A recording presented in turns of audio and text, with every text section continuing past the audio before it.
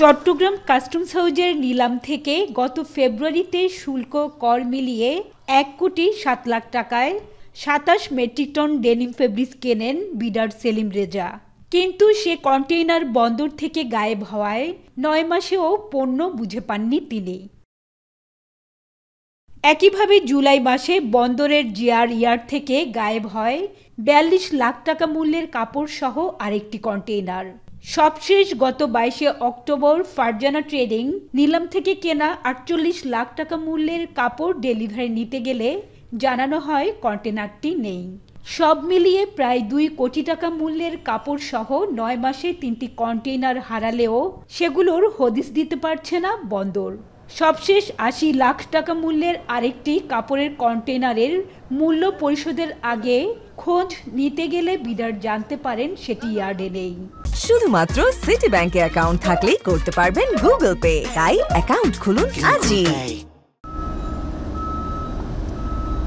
বিডারদের অভিযোগ, পণ্যের মূল্য ও শুল্ক কর সহ পরিশোধিত অর্থ ফেরত পেতে কাস্টমস হাউজে মাসের পর মাস ধর্ণা দিলেও কোনো অগ্রগতি নেই। আর বন্দর পণ্যের রক্ষক হলেও নিখোঁজের দায় এড়াতে তদন্তের দোহাই দিয়ে কেবল সময়ক্ষেপণ করছে।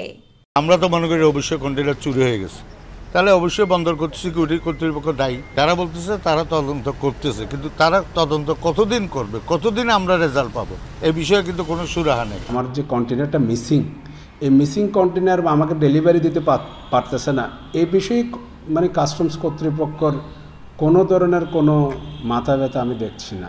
যদি ১০ মাস আমার এই টাকাটা আটকে থাকে ১,৭,০০,০০০, তাহলে আমার ব্যবসা বাণিজ্য তো বন্ধ। এ বিষয়ে চাপে থাকার কথা স্বীকার করে নিলাম শাখার এই কর্মকর্তা বলছেন, নিখোঁজ ৩টি কন্টেইনারের সন্ধান মিলবে কিনা সেটি জানাতে বন্দরকে ১১টি চিঠি দেওয়া হয়েছে। কিন্তু এ বিষয়ে বন্দর চূড়ান্তভাবে কিছু না বলায় বিডারদের টাকা ফেরতের প্রক্রিয়া শুরু করা যাচ্ছে না। এই নিয়ে দুই সংস্থা পৃথক তদন্ত কমিটি গঠন করলেও এখনো প্রতিবেদন দেয়নি।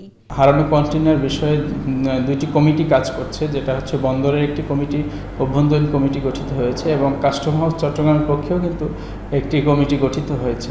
বন্দর যদি একটা আমাদেরকে লিখিতভাবে জানায় যে আমরা আসলে এই কন্টেইনারগুলো ফেরত দিতে পারবো না বা এই পণ্য ডেলিভারি দেওয়া সম্ভব হবে না, তখন থেকে কিন্তু আমরা সেই চিঠির প্রেক্ষিতে কিন্তু আমরা রিফান্ড প্রসেসটা শুরু করতে পারি।